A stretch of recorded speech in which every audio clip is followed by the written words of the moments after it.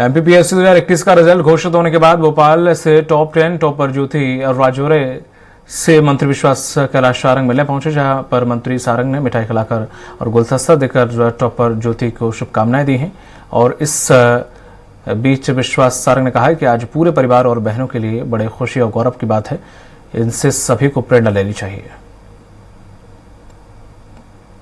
ज्योति राजौरे ने top 10 rank हासिल की है। यहाँ पर जो मंत्री हैं विश्वास सारंग, वह भी ज्योति राजौरे को शुभकामनाएं और बधाई देने के लिए पहुंचे हैं। तस्वीरों में आप देख सकते हैं कि उन्होंने गुलदस्ता देकर ज्योति राजौरे को बधाई दी हैं, शुभकामनाएं दी हैं। हमारे साथ इस वक्त विश्वास सारंग भी मौजूद हैं मंत्री, उनसे हम जानते हैं कि सर, बधाइयाँ देने के लिए पहुंचे हैं ज्योति राजौरे जी को। जी, ये नरेला परिवार में आज प्रसन्नता की बात है कि नरेला परिवार की बहन पीएससी में सिलेक्ट ही नहीं हुई है, बल्कि उन्होंने रैंक भी हासिल की है।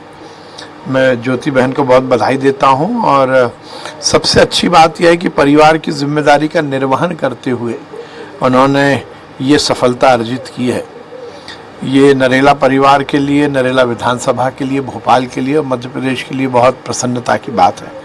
मैं भगवान से प्रार्थना करता हूं कि वो बहुत ही सफल प्रशासकीय अधिकारी बने और जिस प्रकार से उन्होंने मेहनत के साथ ये मुकाम हासिल किया है, उस की जिम्मेदारियों का बहुत अच्छे से निर्वहन करते हुए गरीबों की सेवा करें, समाज की सेवा करें, राष्ट्र की सेवा करें। सर, ऐसे अन्य जो लोग हैं और जो छात्र हैं जो तैयारी कर रहे हैं, उनको लेकर क्या मैसेज देना चाहेंगे? नहीं, ये बहुत बड़ा मैसेज, जैसा मैंने कहा कि परिवार की जिम्मेदारी के साथ काम करना, उनका बेटा है, बेटे की जिम्मेदारी का निर्वहन करना, और वो बेसिकली होम्योपैथी की डॉक्टर भी हैं, तो पहले डॉक्टर बनना, उसके साथ जॉब करना, परिवार की जिम्मेदारी का निर्वहन करना और उसके बाद पीएससी को क्रैक करना, ये एक बड़ी सफलता है।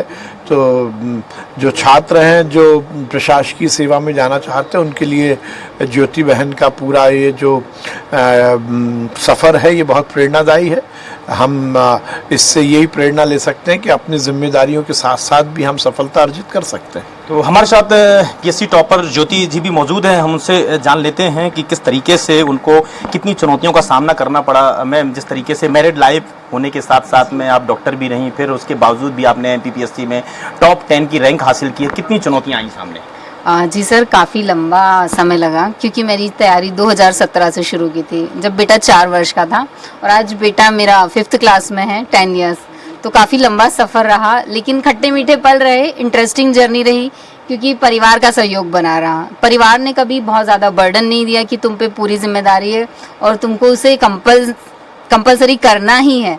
तो ये फ्रेंडली मेरे घर का माहौल था और इसी के साथ मैं आगे बढ़ पाई। आपने कितने अटेम्प्ट में यह सफलता हासिल की है?